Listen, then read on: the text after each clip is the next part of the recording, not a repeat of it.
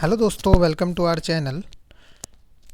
RRC NR मतलब चंडीगढ़ वाले candidates के लिए खुशखबरी है कि उन लोगों का जो डॉक्यूमेंट वेरिफिकेशन होने वाला था, वैसे उसमें डेट 24 दे रखी थी, लेकिन कुछ लोगों का डॉक्यूमेंट वेरिफिकेशन मुरादाबाद के कैंडिडेट्स का मैंने देखा एक दो का, तो उन लोगों का 22 तारीख को भी डीवी है। ठीक है, तो हम चलते हैं डायरेक्ट ऑफिशियल वेबसाइट पर और देखते हैं कि वहाँ पर क्या क्या इन्फॉर्मेशन आई हुई है। आप लोग देख सकते हैं कट ऑफ वगैरह सब कुछ दी हुई है, तो बात करेंगे कट ऑफ के बारे में भी। ये देखिए, यहाँ पे जैसे ही हम क्लिक करते हैं तो ये सबसे पहले दिया हुआ है, ये देखिए आप यहाँ पे कि click here to view the cut off marks of shortlisted candidate. तो यहाँ पे हम डायरेक्टली इसके क्लिक कर लेते हैं। ये देखिए, यहाँ पे हमने जैसे ही क्लिक किया तो ये शायद थोड़ी एरर आ जा रही है। यहाँ पे क्लिक करने के बाद देखते हैं अगर ये डाउनलोड होता है तो। वैसे फ़िलहाल तो डाउनलोड हो नहीं रहा है, इससे पहले भी मैंने ट्राई किया था, लेकिन मैं कट ऑफ बताऊँगा आपको कि क्या कट ऑफ रही है। तो चलो इससे हम कैंसिल कर देते हैं, आप लोग एक बार ट्राई कर लेना। लेकिन जिन लोगों का सिलेक्शन हुआ है उन लोगों को तो पता चल ही जाएगा, उसमें कोई बड़ी बात नहीं है। ये देखिए, यहाँ से हमने इसे कट कर दिया और दोबारा हम चले जाते हैं। तो यहाँ देखिए आप, इसके नीचे दिया हुआ है click here to view the list of PWD. ये तो पीडब्ल्यूडी वालों का है, जो आपको पता ही है। Click here to check status of PET qualified candidate for document verification. ये पुराना वाला नहीं है, पुराना वाला ये था नीचे, आप लोगों को पता ही होगा। ये अब न्यू स्टे आया है। यहाँ पे आप लोग देखेंगे तो अपना डीओवी और रजिस्ट्रेशन नंबर डालने के बाद मैं दिखाता हूँ कि एडमिट कार्ड में आप लोगों को क्या क्या इंस्ट्रक्शंस दिए गए हैं, क्या क्या साथ में लेके जाना है, सारी चीज़ें इसमें क्लियर हो जाएंगी। तो हम रजिस्ट्रेशन नंबर डालेंगे, उसके बाद डेट ऑफ बर्थ डालेंगे और जैसे ही सबमिट करेंगे, अगर आप सेलेक्ट हुए हो तो आपका एडमिट कार्ड आ जाएगा। तो चलो हम चलते हैं डायरेक्ट एडमिट कार्ड पे। तो हमने ये एडमिट कार्ड डाउनलोड कर लिया है, आप लोग देख सकते हैं। यहाँ पे हम इसे थोड़ा जूम कर लेते हैं। यहाँ पे लिखा हुआ है, ये देखिए आप पहले देख लीजिए, northern railway recruitment cell, Lajpat Nagar, new Delhi. तो एनआर का ही है। डीबी एसआर सीरियल नंबर मान लो, जो भी मान लो, डीबी का दे रखा है। उसके बाद वेन्यू कोड दे रखा है। उसके बाद रजिस्ट्रेशन वगैरह सारी चीज़ें हैं। सबसे इम्पोर्टेंट चीज़ देखिए कि कहाँ पर आपका है। डीवी की डेट दी हुई है अच्छे से, 22/5/2019 को होने वाला है, मतलब 22 मई को होगा इनका। ठीक है, तो बहुत लेट हो गया है, आप लोगों को पता है। 22 मई मतलब बहुत ज़्यादा लेट हो गया है 2019 में। कुछ लोग 22 अप्रैल सोच रहे थे और मुझे भी लगा स्टार्टिंग में शायद 22 अप्रैल को है, तभी मैंने बोल दिया आपसे कि 24 को होने वाला था, लेकिन 22 को हो गया। तो ये देख सकते हैं आप, 22 मई दिखा रखा है। उसके बाद रिपोर्टिंग टाइम 9 बजे है। 9 बजे से आप लोग देख पाएंगे, अपना वहाँ पे जाएंगे 9 बजे। और कहाँ पर है इनका, तो ये देख सकते हैं, divisional railway manager office, Moradabad division, Moradabad, UP में इन लोगों का डॉक्यूमेंट वेरिफिकेशन होने वाला है। उसके बाद मैं सारी चीज़ें दिखाने वाला हूँ। यहाँ पे एडमिट कार्ड, ये सिर्फ इतना ही एडमिट कार्ड नहीं है, बहुत बड़ा एडमिट कार्ड है। तो देखते हैं इसके बाद क्या दिया हुआ है एडमिट कार्ड में। तो ये एडमिट कार्ड में दिया हुआ है। यहाँ पे आपको वही डिक्लेरेशन देना होगा कि मैं एदत द्वारा घोषणा करता हूँ या करती हूँ कि आवेदन पत्र में दी गई सारी सूचना, मेरी पूरी जानकारी और विश्वास में सही एवं सत्य है, और किसी भी सूचना के गलत या असत्य पाए जाने पर मेरी उम्मीदवारी या नियुक्ति बिना किसी सूचना के रद्द कर दी जाएगी या की जा सकती है, वो सब आपको पता है। उसके बाद फिर से वही है कि डीवी का पूरा एड्रेस दे रखा है। सबसे इम्पोर्टेंट है इसमें इंस्ट्रक्शंस, जो हम अब पढ़ने वाले हैं। तो मैं डायरेक्ट आपको एडमिट कार्ड पे लेके चलता हूँ, वहाँ पे इंस्ट्रक्शंस पढ़ते हैं। ये आप देख सकते हैं, यहाँ पे हमने एडमिट कार्ड पे हैं। तो अब इसे जूम करते हैं और देखते हैं कि क्या क्या बताया गया है। तो आप लोग देख सकते हैं, लेट मेरिट प्रिवेल दिया हुआ है कि अभ्यर्थियों के लिए अनुदेश है। अभ्यर्थियों को ये सलाह दी जाती है कि सत्यापन से पहले नोटिफाई की गई संलग्न इंस्ट्रूमेंट को पढ़ लें और उनका पालन करें। ये बहुत ज़्यादा इंपॉर्टेंट है, आप लोग एक एक चीज़ इसकी देख सकते हैं। और ऐसा ना करने पर उनकी पात्रता रद्द कर दी जाएगी। उसके बाद कह रहे हैं कि परीक्षार्थियों को यह सुनिश्चित करना है कि उनके पास नीचे दर्शाए गए कागजात, मतलब जो डॉक्यूमेंट्स हैं, ऑनलाइन एप्लीकेशन में भरे गए दस्तावेज मूल रूप में उपलब्ध हैं, जिसे सत्यापन के दौरान जांचा जाएगा। इस संबंध में और समय देने की मांग को स्वीकार नहीं किया जाएगा। सत्यापन समिति जिन अभ्यर्थियों को सही पाएगी उन्हें ही प्रोफिशिएंसी टेस्ट में भाग लेने की अनुमति दी जाएगी।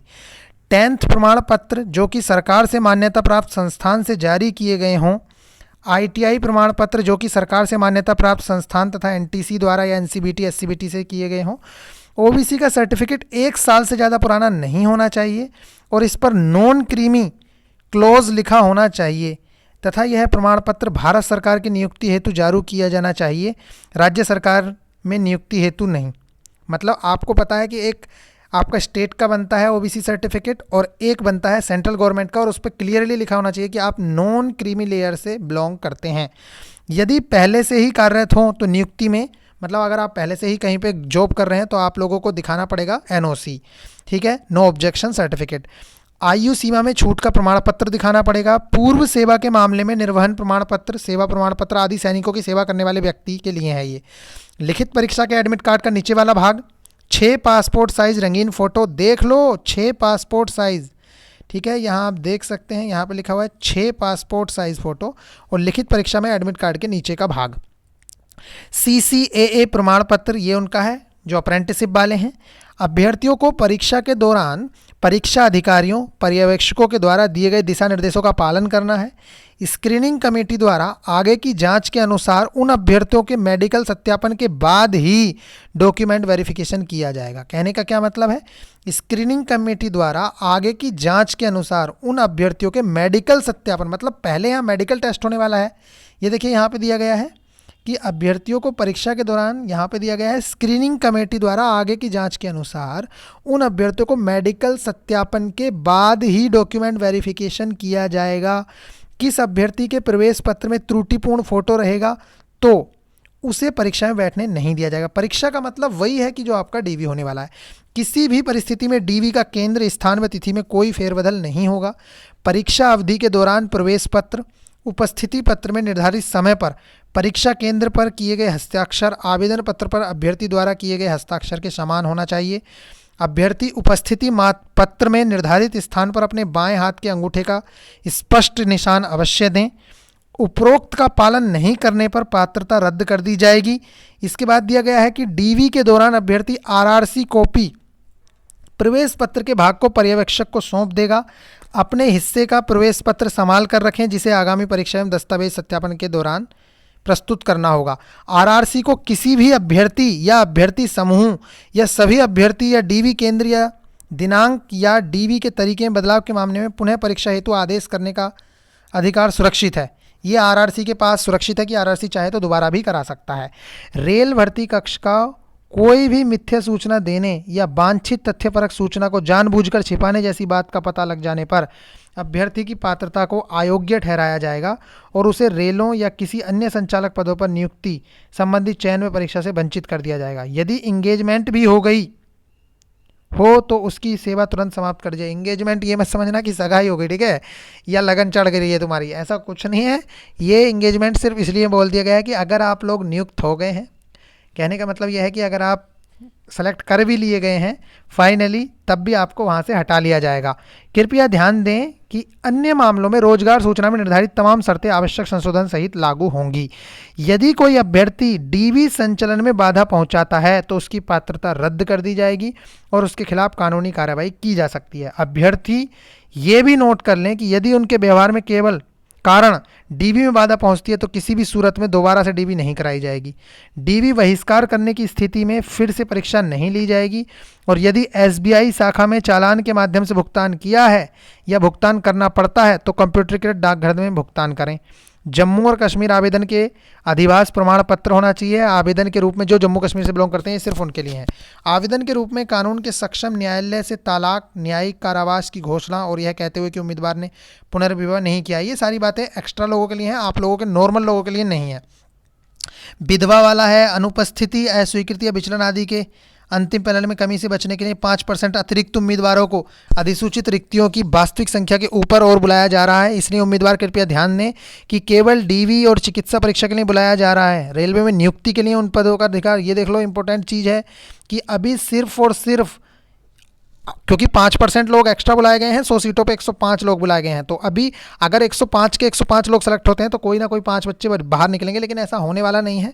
ज़्यादातर चांसेस हैं कि जिन लोगों का यहाँ सिलेक्शन हो गया है उन लोगों का होना ही होना है, क्योंकि बहुत सारे लोग तो मेडिकल में भी निकलेंगे। मेडिकल गवाह के आधार पर वैकल्पिक नियुक्ति के लिए कोई दावा नहीं किया जाएगा। यदि कोई उम्मीदवार को यह ध्यान रखना है चाहिए कि चिकित्सा केवल सबसे कम अधिसूचित चिकित्सा श्रेणी C1 में सीमित पद है जो कि योग्यता और विकल्प के आधार पर आवंटित किए जाएंगे। इसीलिए B2 या C1 मेडिकल वाले उम्मीदवार और C1 मेडिकल श्रेणी के इन सीमित पदों के लिए योग्यता में कम किसी भी पद को आवंटित नहीं किया जाएगा और उनकी उम्मीदवारी रद्द कर दी जाएगी। इसके अलावा पीडब्ल्यूडी के उम्मीदवारों को, देखो ये इंपॉर्टेंट लाइन है, जो ये 17वां पॉइंट है, बहुत ज़्यादा इंपॉर्टेंट है, इसे ध्यान से पढ़ लो। क्या बोल रहे हैं वो कि मेडिकल गवाह के आधार पर वैकल्पिक नियुक्ति के लिए कोई दावा नहीं किया जाएगा। कि आप जो है वैकल्पिक नियुक्ति के लिए आप दावा नहीं कर सकते हो कि मुझे ये वाली पोस्ट नहीं, ये वाली चाहिए।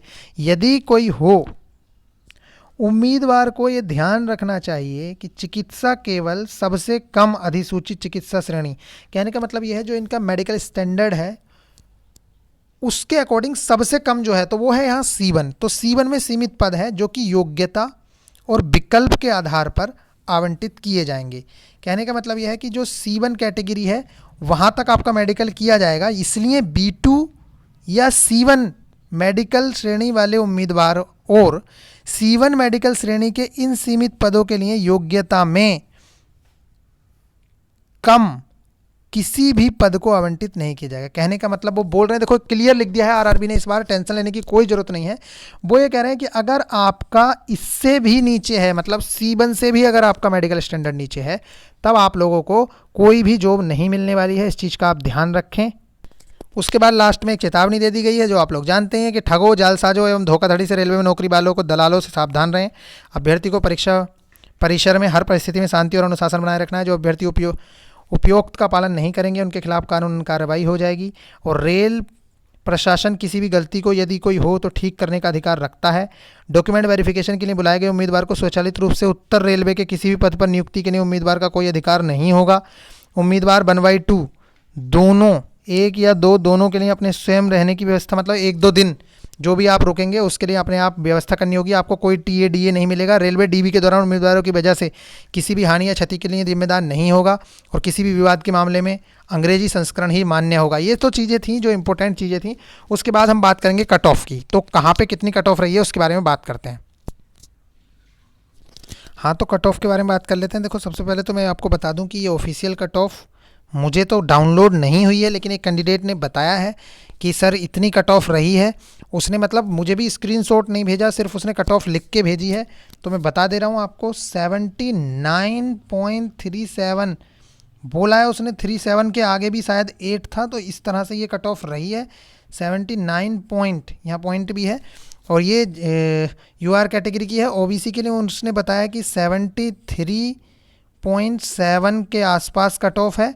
और एससी की जो कट ऑफ है वो है 68.21, ठीक है। और एसटी की कट ऑफ उसने बताया कि 61 के आसपास कट ऑफ है। ये कट ऑफ है, अभी ऑफिशियल कट ऑफ डाउनलोड नहीं हो रही है। जैसे ही डाउनलोड होती है आप लोगों को इन्फॉर्म कर दिया जाएगा। तो चलो फिर मिलते हैं नेक्स्ट वीडियो में। बहुत लंबी वीडियो हो गई है, लेकिन आप लोगों को इन्फॉर्मेशन देना जरूरी था, इस वजह से कोई बात नहीं अगर लंबी भी हो गई है। तो चलो फिर मिलते हैं नेक्स्ट वीडियो में, तब तक के लिए बाय। जिन लोगों ने चैनल को सब्सक्राइब नहीं किया है प्लीज़ चैनल को सब्सक्राइब कर लें।